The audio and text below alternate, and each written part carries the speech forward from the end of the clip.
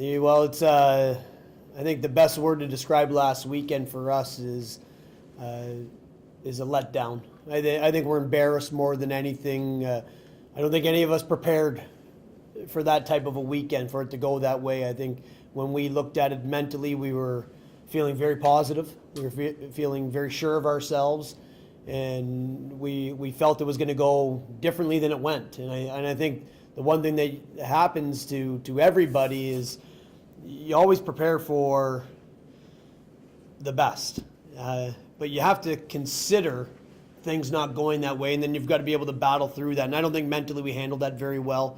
I think for the most part, our go-to guys and the guys that we lean on, really pictured it going differently. And when it didn't go that way, it was tough. It was tough. And for us, we just feel like we let a lot of people down. And I think that mental approach of disappointment for everybody is something that's kind of weighed on all of us throughout the game, throughout the weekend. And I think for me, this isn't the end of the world at all. This is probably not a bad lesson for us to learn, to be honest with you. If you look at the history of the program, tons of success in that opening weekend, tons of success in the next weekend, and a lot of success in the weekend after that. And as that's gone on, the success hasn't continued. So for us to get punched in the face the way we got punched in the face isn't a bad thing. It isn't terrible.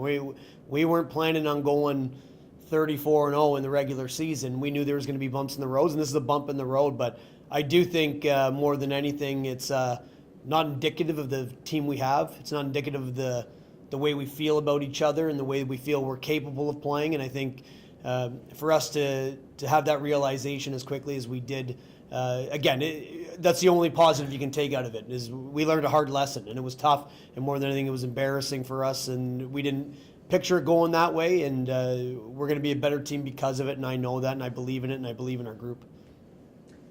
In terms of just scoring opportunities, outshot 66-34 in 2 games, did you ever think anything like that would happen right off the bat?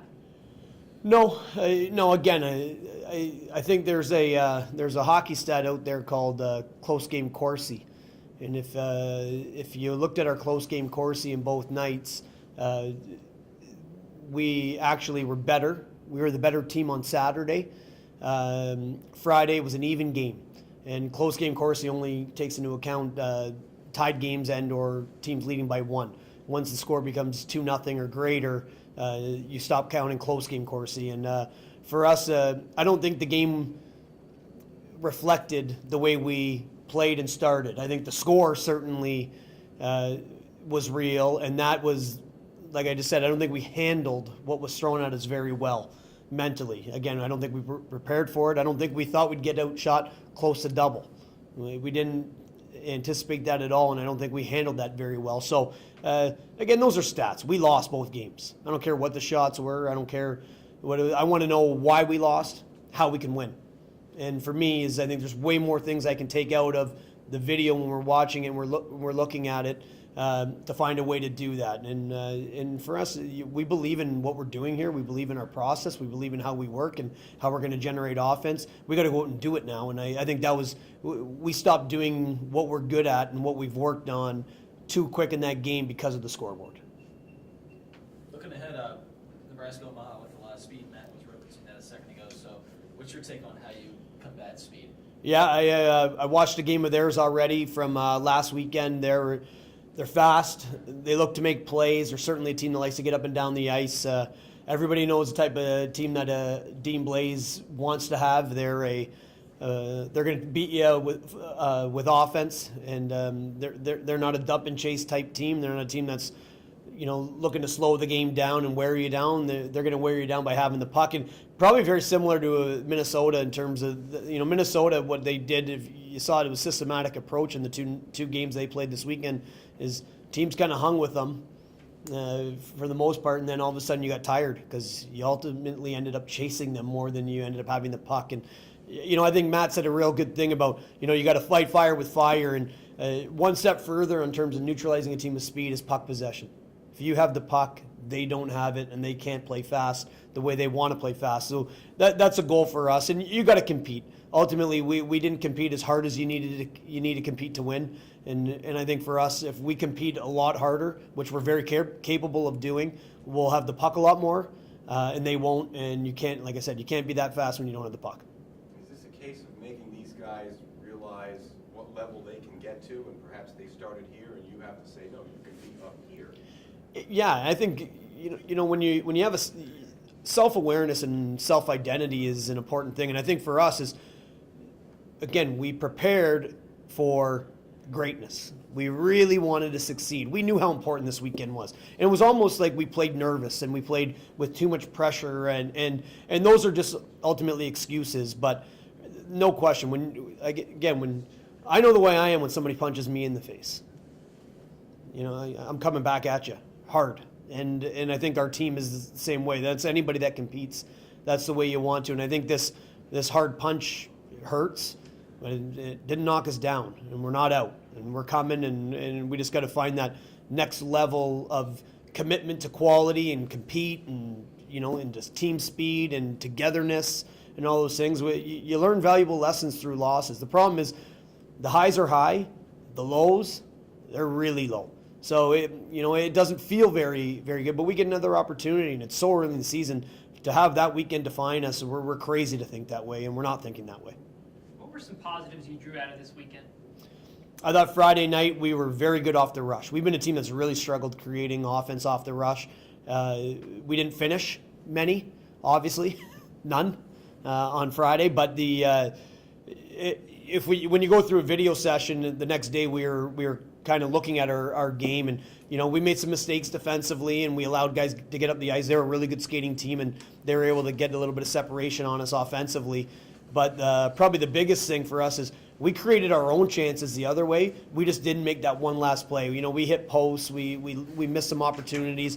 If a guy was a left shot, we put it on the right side of his body. Some different things. We just weren't as in tune with each other as we kind of felt we were going to the weekend. Last Friday in our exhibition game, it was a much different feeling in terms of the way we connected with the puck. So I did like that. I liked our power play. I thought we were in zone for a lot of the time. I thought we moved the puck around really well. We had possession.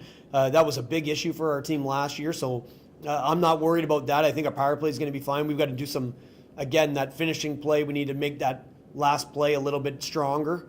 But in those areas, I thought there was a lot of good things to take out of it. The thing that we concentrated on the most, we didn't do very well.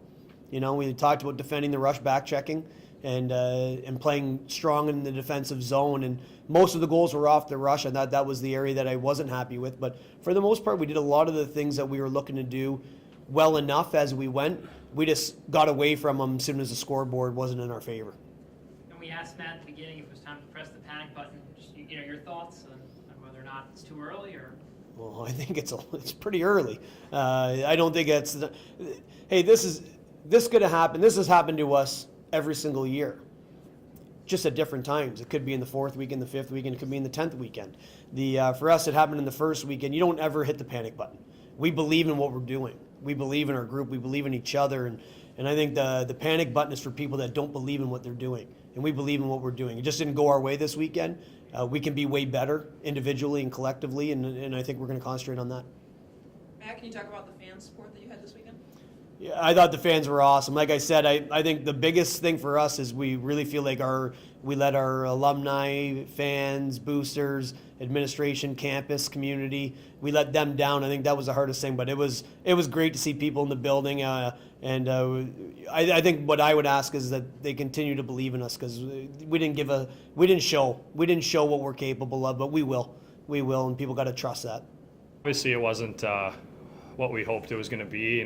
Crowds were pretty solid for the most part. We were pretty excited about playing in front of that many people, especially for us who've been here the last year or two. And disappointed to say the least, but it's only 2 out of 34 games, and we understand that the season's a process. A lot of new faces on our team, and it's definitely not time to hit the panic button. We're still super excited and about this entire season and this group that we have.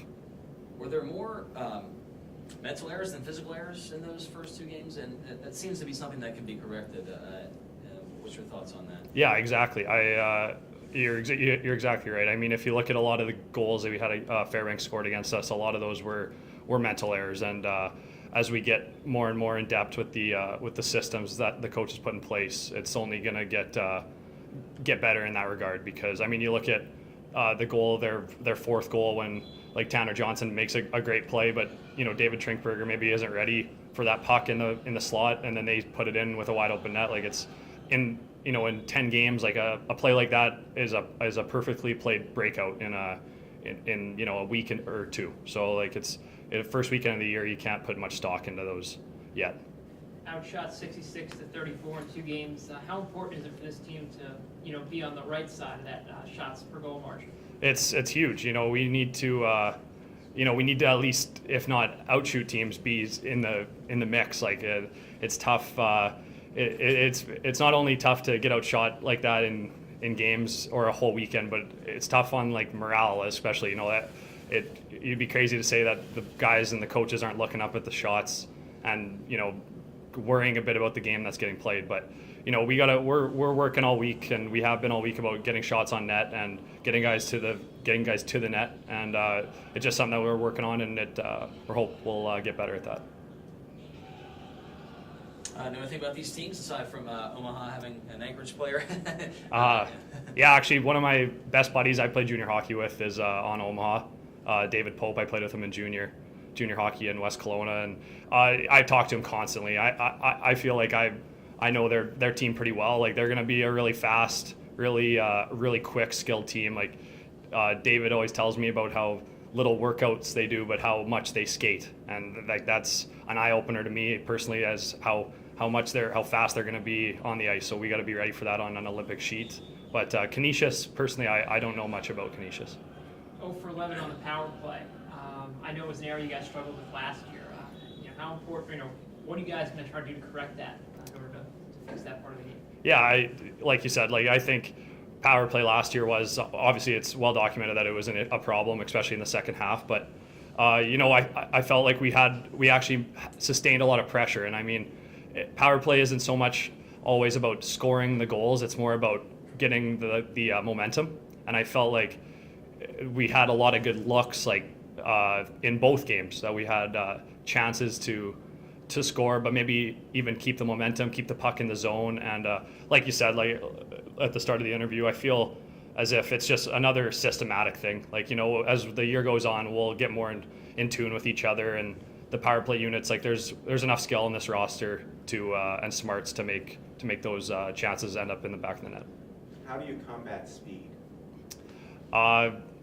Fighting fire with fire. I think. I think we have a fast team ourselves, and if we can make that a quick transition game, and I mean, there's always little nicks and crannies in the game with maybe a little interference here or there that the refs don't necessarily see, but it is tough to contain speed. As you watched, the Pittsburgh Penguins won the Stanley Cup specifically based off their team speed, and I feel like we can play that way as well. But it'll be a fast-paced game on Friday. I'm sure of it.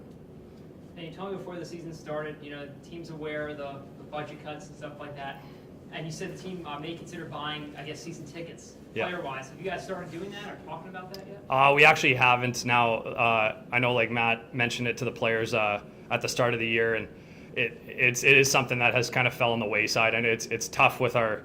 Everyone's schedules get so busy, especially with our school, and then when we start hockey like this. But I know, like we can always maybe pull trigger on that later in the year and see how it goes. But it is maybe on the wayside right now, but it's not completely out of the picture.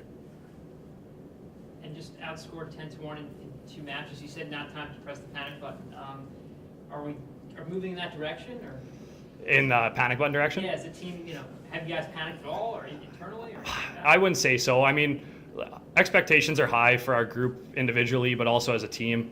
And like I personally, myself, I played a ton this weekend, and I didn't get an assist or a goal. So I understand that if you're on the ice, and there's guys on our team that understand it. If you're on the ice enough, then you should be, if not contributing offensively, you should at least be contributing in getting scoring chances or helping get a scoring chance. And I mean, I feel like once the systems, guys get maybe a bit more chemistry with one another and a little bit more intact with the systems the coaches put in place, then our scoring chances will definitely come up.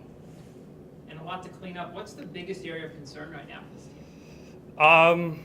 Biggest area of concern, I would maybe just say involved with the mental mistakes and the systems that the coaches and Matt have put in place. Because I mean, you can never be 100% full in on a system, but I feel like this weekend our maybe, and the coaches have mentioned this plenty of times to us, and us as players know it, that like mental mistakes are something that the team that makes the less mistakes is going to win the game, and we made too many this weekend.